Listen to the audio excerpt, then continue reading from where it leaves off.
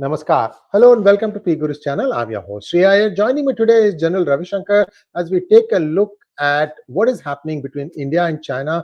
Is there a change in strategy? Are they talking to each other, perhaps overtly and covertly?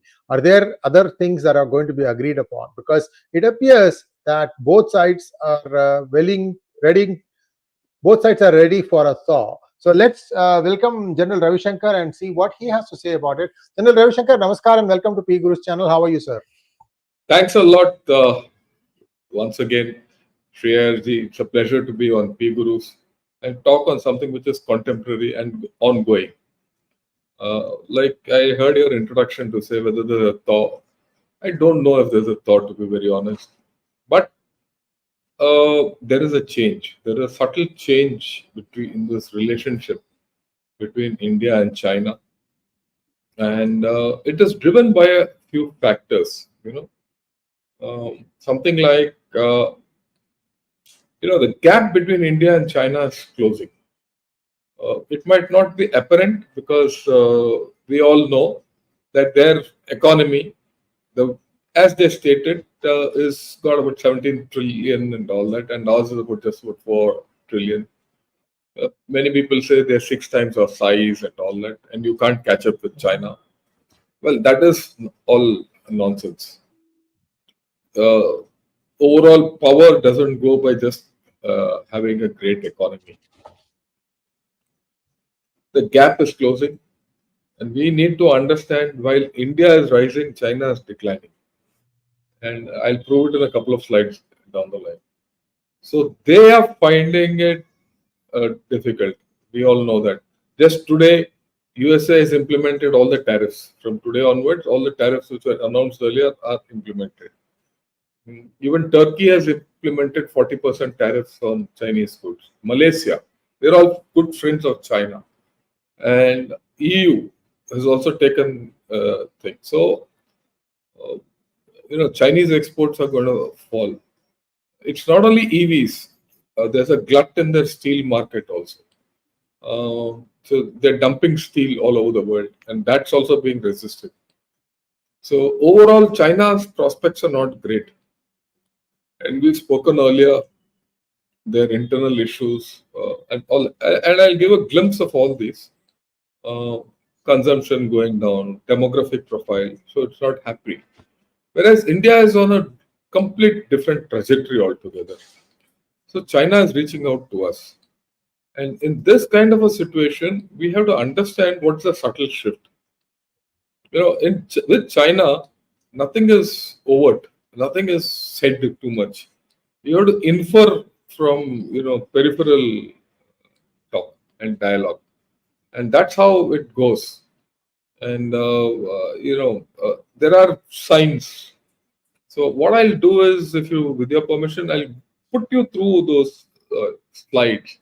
And Yes, then sir. we will, you just look at this, Global Times comes out with this article, India's diplomacy as a S. Jaishankar problem, as if Jaishankar is the villain of the whole story. Within 10 hours, this article is taken down. I mean, it's surprising. What is the meaning of it? Why? And if you read this article, they've made it appear as if our foreign minister is the villain in the whole piece. And they've also made out in this article something very significant. That Jaishankar and the military are obstructing China's entry into India. And there's a lobby within India. And mind you, we're not talking of a commercial lobby and all, within the ministry, which wants China in. And, Jaishankar is the barricade to that. So this fellow Wang Duming has absolutely lambasted Jaishankar. Now this is taken off within 10 hours. I mean, this is something I have. I have the entire PDF, which is unheard of. Unheard of that Global Times would do this. Why did they do it? You have to understand why. People now say, no, BRICS is coming up, SCO is coming up. So how is it feasible that, if you rile up the external affairs minister, that too someone as prominent as Jaishankar, then our relationship with India will be bad. That, of course, is there, but that's the obvious answer. That's the obvious answer, right? Someone must have suddenly realized, what are we doing? Jaishankar is and Mr. Ajit Doval are, Modi's right and left hand man in the international stage, and they set the tune internally. And probably the guys who are asking for Chinese investment and all are still not on certain feet. They would have thought so. And there is more to lose than go ahead with such a article and they pulled it off. That's my view. And it is significant. Well, like I want to repeat it to everyone. Never, I've been reading Global Times ever since I can remember. Never have I seen this happen. There has to be something significant for such a event to happen. So I wrapped my head around this whole story. I said, look, why is this happening? You have to understand why this is happening. Look at this. In the past 1 month, we've done a lot of shows where we've said Xi Jinping is either sidelined or he was absent for some time after the third plenum, all that. Then there was this Baidahe meet. Baidahe is the elders meet. There, it's very clearly now coming out that Xi Jinping was given a dressing down internally. And that is why you see Xi Jinping's tone has changed. He's come out of the hiding. We don't know what's his status still, but it doesn't appear that he is now so affirmative as he was. And they seem to, internally, China seems to have changed some track.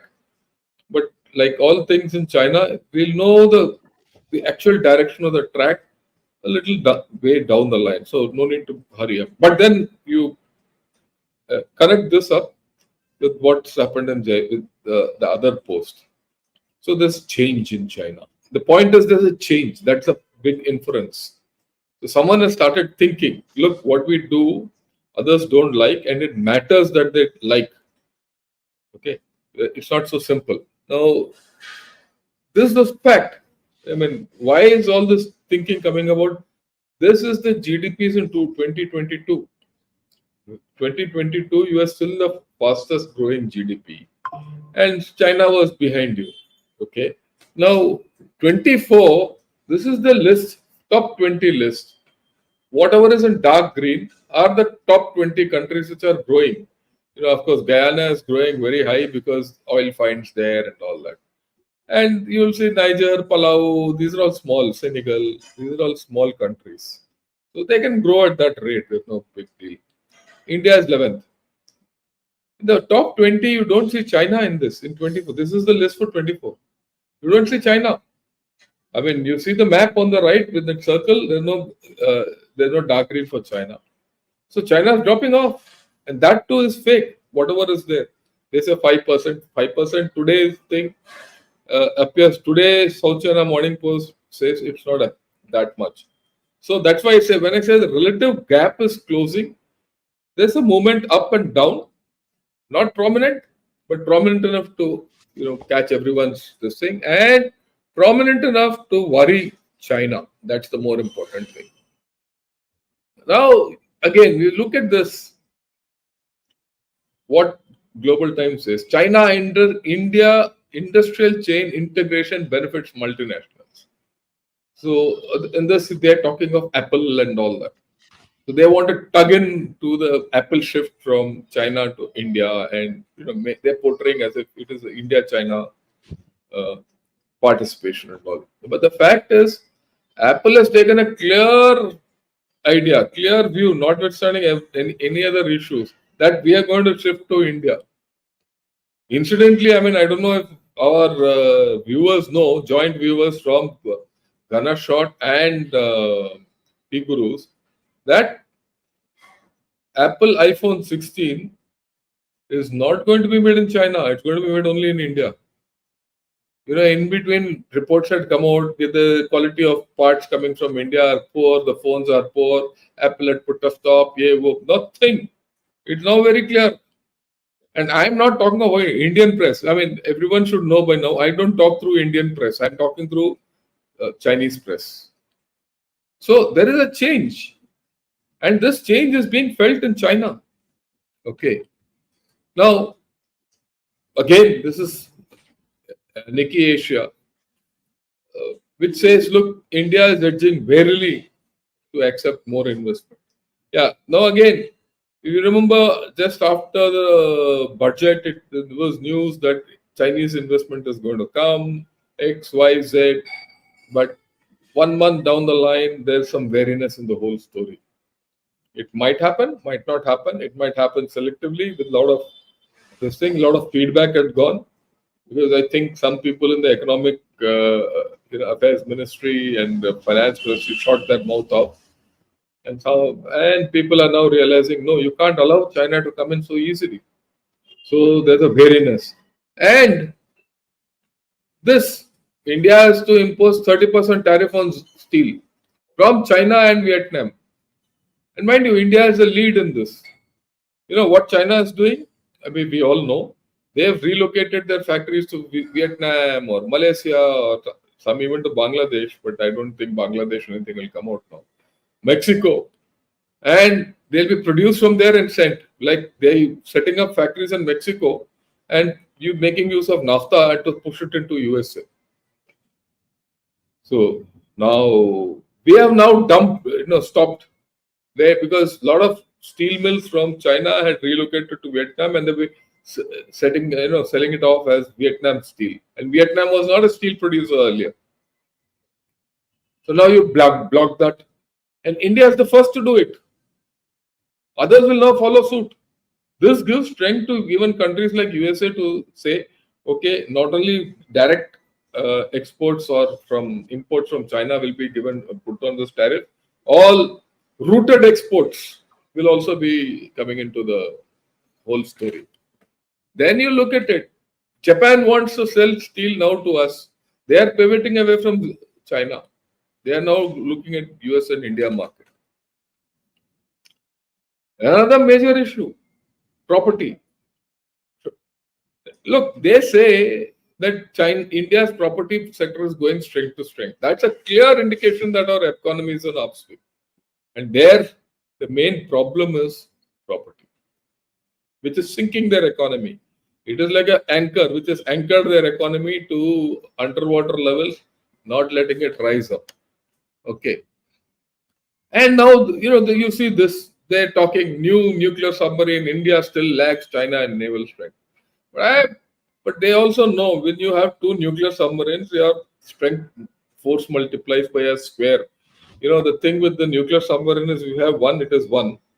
If you have one more, it is not 1 + 1 is equal to 2, it's a square. Your power goes up by a square.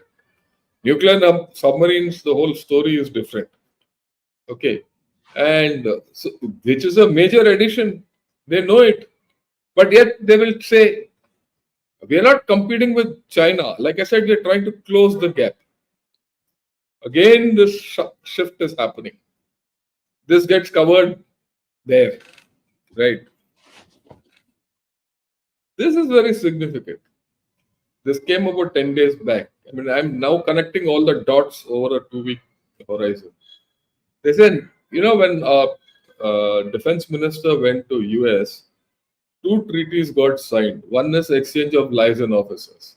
That one officer of ours will be posted in the Indo-PACOM and theirs will be posted in India, American. This is not simple, huh? And we have this supply logistics arrangement. Logistics supply arrangement, yeah. This is in addition to the 4 fundamental agreements we had earlier. USA does not have these ties or agreement with any other country.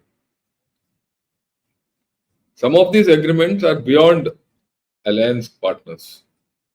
So China is worried. Okay. Now everyone says, look, India-US relations are not good. I agree they're not in the best of their health. But you look at the military to military relation, which we discussed, if you remember in the last podcast, we spoke, when you talk of India-US relations, the strongest BRIC as the military. Now it gets reported in South China Morning Post. They say it's pulled off a miracle because China will give its left arm, right arm, left leg, left all its limbs to get into such a, I mean, not even such an arrangement, to get into some kind of a happiness mode with USA. It's not happening, right?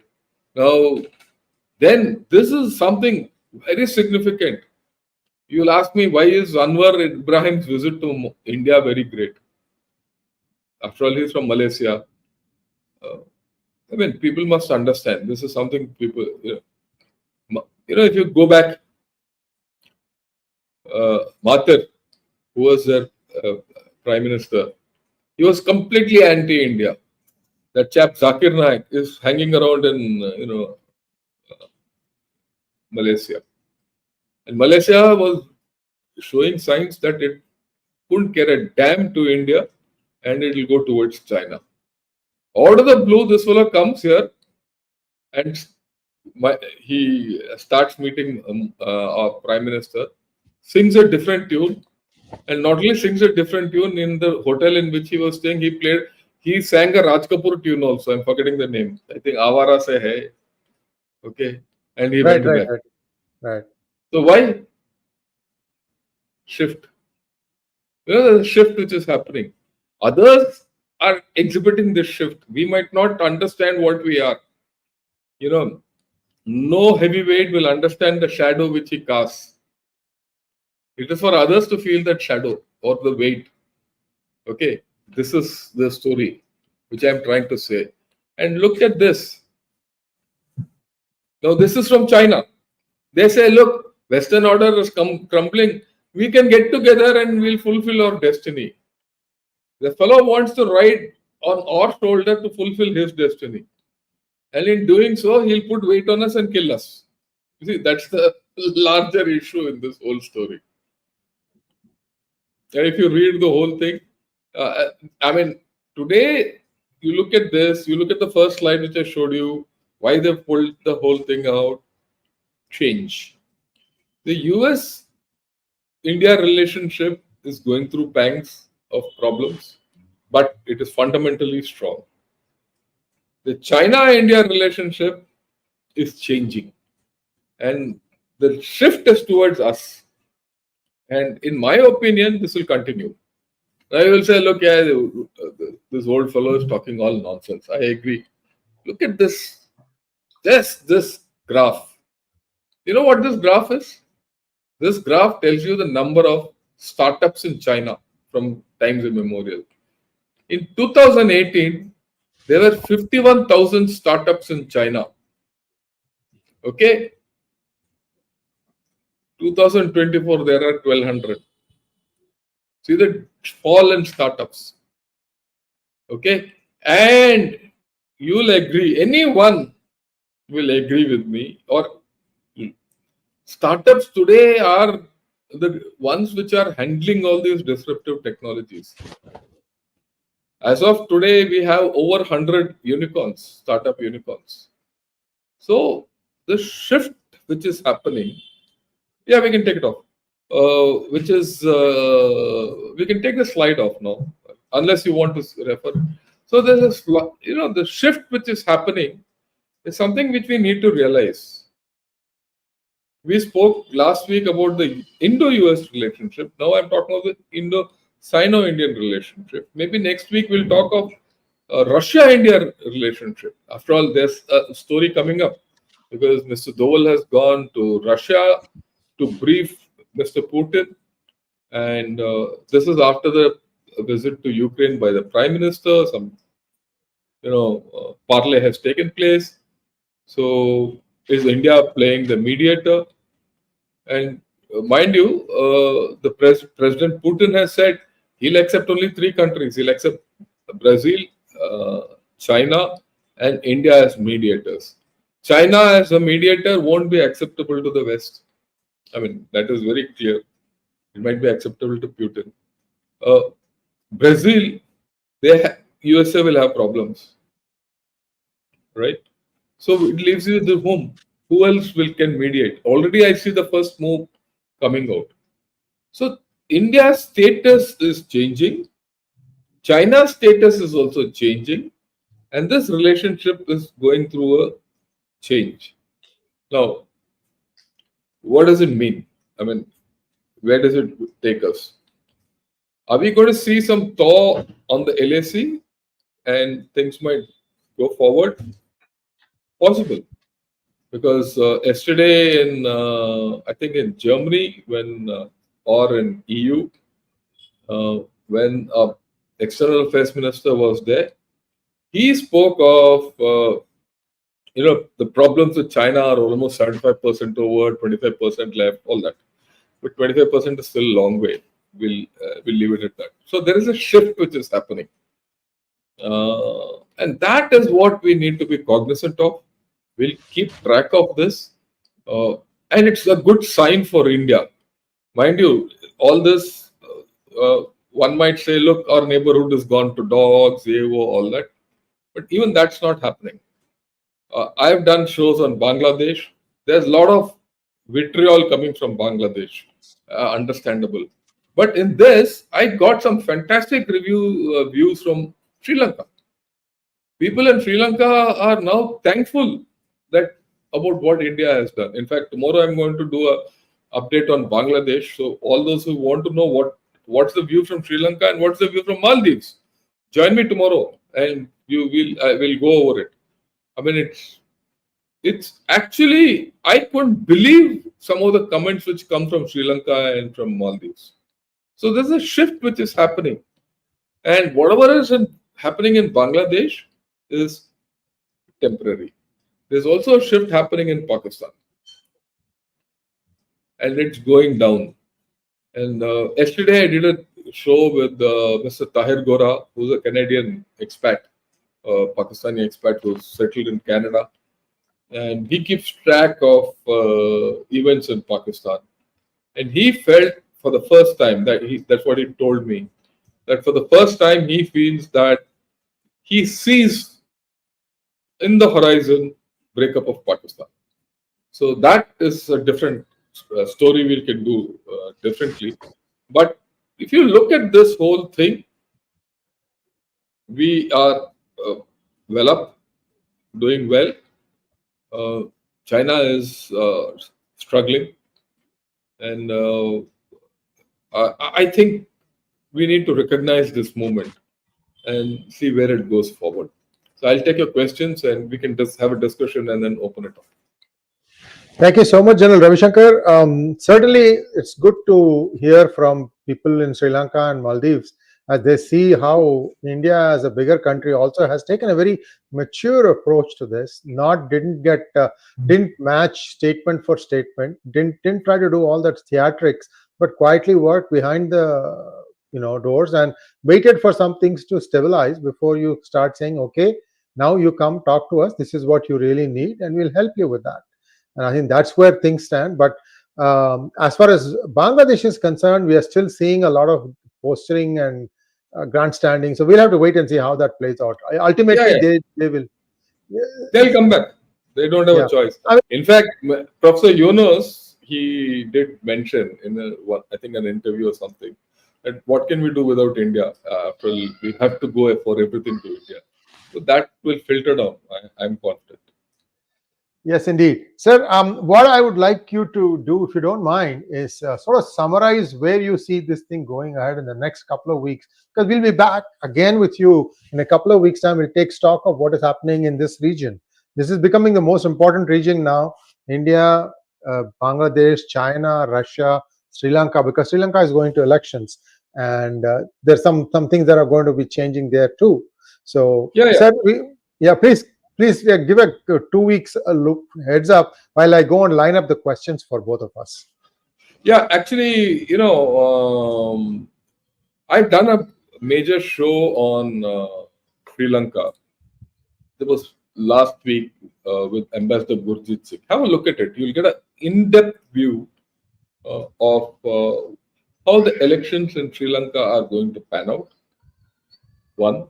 Number two, how we've covered our bases. We're in Sri Lanka at this point of time in a situation where it doesn't matter which party wins. who becomes the next president. We've covered our bases. And Sri Lanka knows that, right? Whether it is Aruna Desnayake, who's from the NPP, New People's Party, or Ranil Wickremesinghe, or Sajid Premadasa, or Namal Rajpaksha. I don't think he's in the fray, but the other three are there. So anyone who is coming, we are in the loop. Muzu, he's changed. He's going to come to India on a visit, and he's seeking a FTA with India. And he's suddenly the hard reality of governance is over. Abhi, I'm very sure ये जो आदमी पहले बोलता था India out अभी बोलेगा India in okay, I mean, I'm just waiting for him to come and say please India in. So I have no doubt about it, and we should be magnanimous at this stage. Okay. Pakistan. No, Pakistan is linked to our J&K elections, right? J&K elections, they're going to go into 3-phase elections from 18 to, and the results will come out by 1st or 2nd October. We'll see what happens. The mere fact that we're taking those, going through those elections will give heartburn to the people of Pakistan.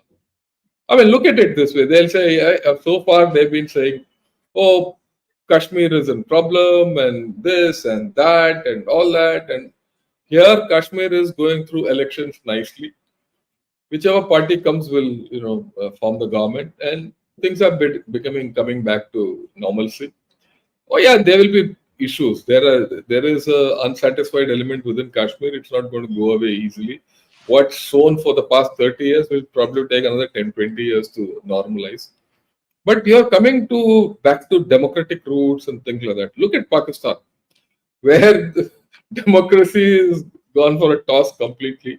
Today, Balochistan and KPK are in issues. That KPK chief minister was detained, and a whole lot of PTI members of the National Assembly, they call it MNAs, like our MPs, they were put inside the parliament and locked up. Actually, they were locked up by the police and the army. So that's in a chaos. So you'll see a clarity emerging out of our neighborhood. I expect in about 2 weeks to see where we are going. And my guess is Pakistan will deteriorate, Maldives will improve, Sri Lanka will get some clarity, a new government in place, and Bangladesh, we'll see where it goes. Because the people of Bangladesh, for some reason, वो अभी जो मैं बोलूंगा वो हिंदी में बात करूंगा because it's only in Hindi you can explain it. वो भूत सवार है उनका, सर पे भूत सवार है. वो भूत जब तक नहीं उतरेगा, it will take time. So we'll wait. I mean, you have to have strategic patience with Bangladesh. So this is at the global level, we need to play our cards smartly. The golden opportunities in Russia, right? Need to repair our relationship with USA, and that will take time. That will take time because elections are there, and we don't know who's going to come out. We don't know whom to talk and how to talk at this point of time, right? Virtually, the Biden administration is a lame duck administration, but notwithstanding that, like I said, military to military contact is still strong. So we need to build on that, and of course, China will have to handle with care. So I think I've given a wrap up, and after 2 weeks, we'll take a call where all this is going. Yeah. Thank you so much, sir. First question